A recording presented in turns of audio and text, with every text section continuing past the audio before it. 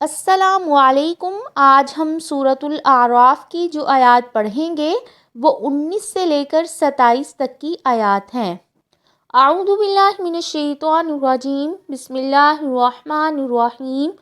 وَيَا آدَمُ، اور اے آدم، اسکن رہو، انتا تم، وزوجکا، اور تمہاری بیوی، الجنت جنت میں، فَكُلَا، پس تم دونوں کھاؤ، من حیث، جہاں سے، شئتما، تم دونوں چاہو، ولا تقربا، اور نہ تم دونوں قریب جاؤ، ہذہ الشجرۃ، اس درخت کے، فتکونا، پس تم دونوں ہو جاؤ گے، من الظالمین، ظالموں میں سے۔ یہ کون سا درخت تھا اللہ تعالیٰ نے بیان نہیں فرمایا ہے، نہ نبی کریم صلی اللہ علیہ وآلہ وسلم نے بتایا ہے۔ اگر اس کی ضرورت ہوتی یا اس سے کوئی فائدہ ہوتا تو ضرور بتا دیا جاتا۔ بعض مفسرین نے گندم یا انگور یا انجیر وغیرہ کا نام لیا ہے، مگر یہ سب اقوال بلا دلیل ہیں۔ فوسوسا، پھر وسوسہ ڈالا، لہما، ان دونوں کے لیے، الشیطان، شیطان نے، لیبدیا، تاکہ وہ ظاہر کرے، لہما، ان دونوں کے لیے، ما وریا، جو چھپائی گئی تھیں، عنہما، ان دونوں سے، من سوآتہما، ان دونوں کی شرمگاہیں، وقالا، اور کہا، ما نہاکما، نہیں روکا تم دونوں کو، ربکما، تم دونوں کے رب نے، عن ہذہ الشجرۃ، اس درخت سے، الا، مگر، ان تکونا، یہ کہ تم دونوں ہو جاؤ، ملکین، فرشتے، او تکونا، یا تم دونوں ہو جاؤ، من الخالدین، ہمیشہ رہنے والوں میں سے۔ اس آیت میں جو ہم نے لیبدیا لہما ورڈ پڑھا ہے، بعض علماء اس کی تفسیر لکھی ہے کہ شیطان کے دل میں نہیں تھا کہ وہ ننگے ہو جائیں گے، مگر ایسا کرنے کا انجام یہی تھا۔ لیکن زیادہ صحیح یہ ہے کہ درخت کھانے کا نتیجہ کیا ہوگا۔ شرمگاہ کو سوءتن اس لیے کہتے ہیں کہ اس کا ننگا ہونا انسان کو طبعاً برا لگتا ہے۔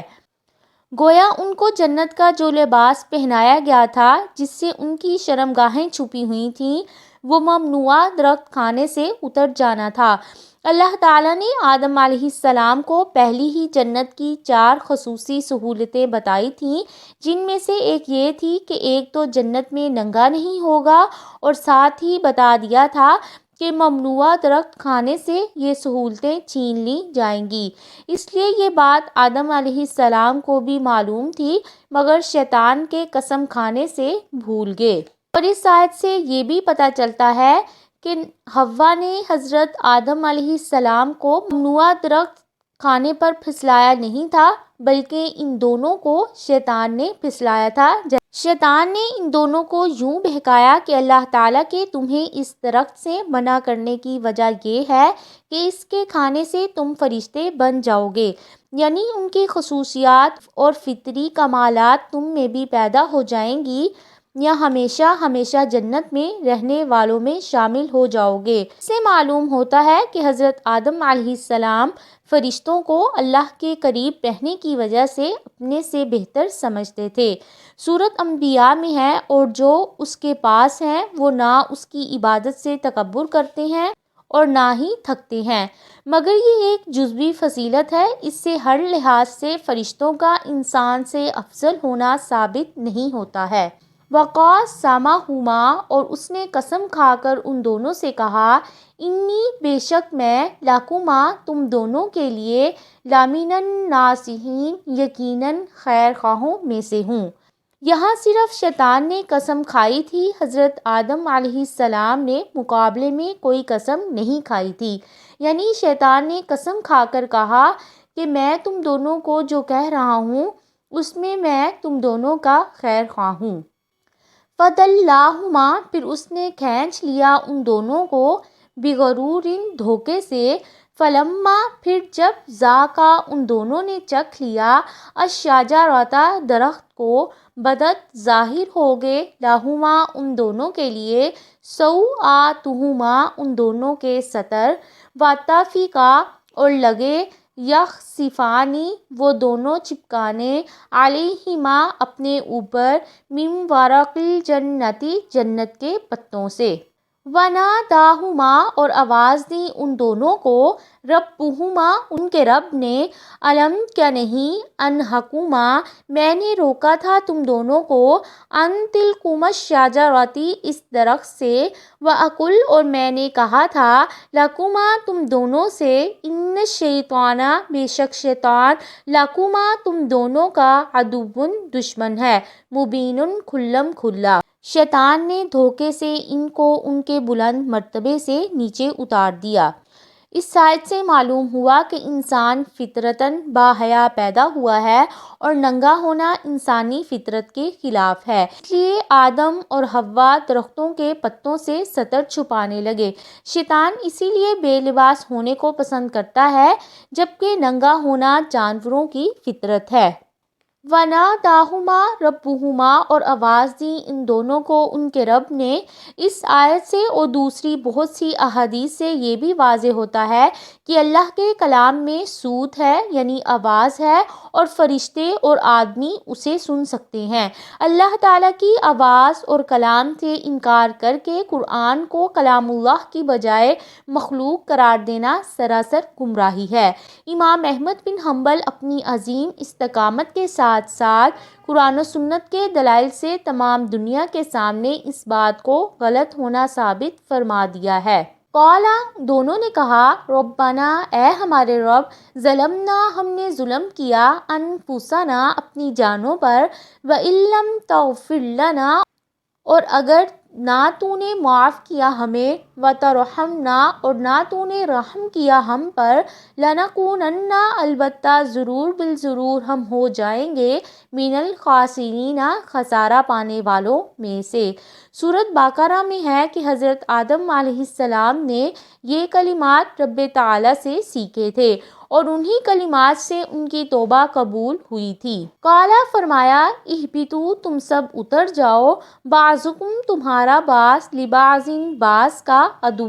دشمن ہے ولکم اور تمہارے لیے فی الارض زمین میں مستقر ٹھکانہ ہے ومتاع اور فائدہ اٹھانا ہے الی حین ایک وقت تک۔ قالا فرمایا فیہا اس میں تحیون تم سب زندگی گزارو گے وفیہا اور اسی میں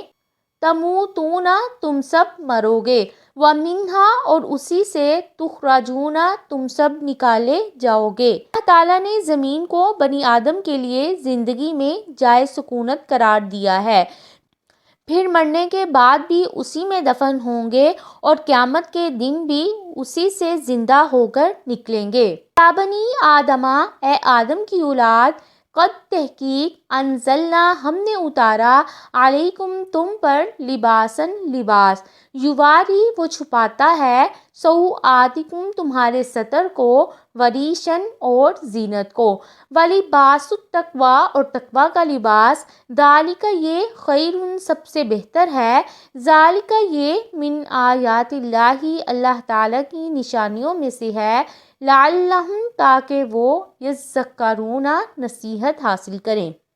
آسمان سے پانی اتارا جس سے روئی اگتی ہے، ریشم اور پشم کا سامان مہیا ہوتا ہے، پھر تمہیں زراعت، شجرکاری، حیوان پروری، کپڑا بننا اور دوسری چیزیں بنانے کا طریقہ سکھا دیا ہے۔ عبد القادر لکھتے ہیں کہ دشمن نے جنت کے کپڑے تم سے اتروائے پھر ہم نے تم کو دنیا میں لباس کی تدبیر سکھا دی۔ وَلِبَاسُ التَّقْوَىٰ ظاہری لباس کے علاوہ جس سے تم صرف بدن ڈھانکتے ہو یا زینت کا کام لیتے ہو یا ایک اور معنوی لباس بھی ہے جو ہر لباس سے بہتر ہے، لہٰذا تمہیں اس کا اہتمام کرنا چاہیے اور وہ ہے پرہیزگاری یعنی کا خوف، ایمان اور عمل صالح کا لباس۔ مرد ریشمی اور زعفرانی رنگ کا لباس نہ پہنے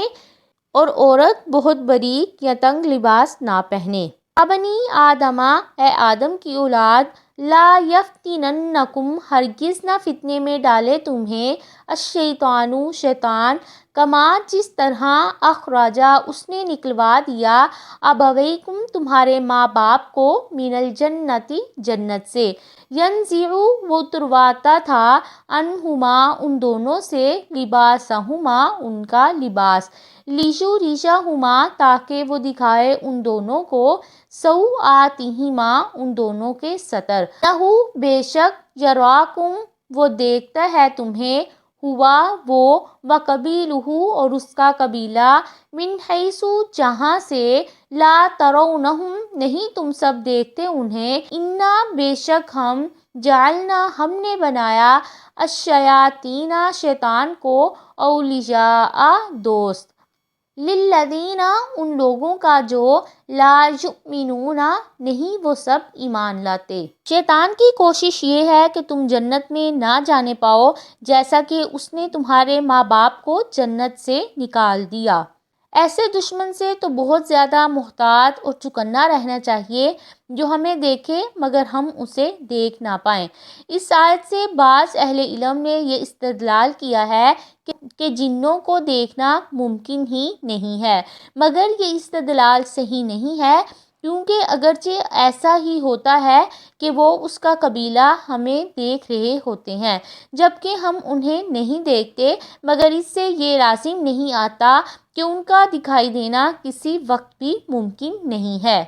لہٰذا صحیح یہ ہے کہ جنوں کو دیکھنا ممکن ہے۔ احادیث میں بھی آتا ہے رسول اللہ صلی اللہ علیہ وسلم نے جنوں کو دیکھا، اور زکوٰۃ رمضان کی نگرانی کے قصے میں مذکور ہے کہ حضرت ابو ہریرہ رضی اللہ تعالیٰ عنہ مسلسل 3 راتیں ایک شیطان کو پکڑتے رہے۔ صحیح مسلم میں ہے کہ رسول اللہ صلی اللہ علیہ وسلم نے فرمایا آج رات میری نماز قطع کرنے کے لیے میرے پاس ایک سرکش جن آ گیا، اگر میرے بھائی سلیمان کی دعا نہ ہوتی تو میں اسے پکڑ کر ستون سے باندھ دیتا اور صبح کو مدینے کے بچے اس سے کھیلتے۔ سلیمان علیہ السلام کے پاس تو باقاعدہ جنوں کی جماعت تھی۔ یہ تھی آج کی آیات جن کا ہم نے مطالعہ کیا۔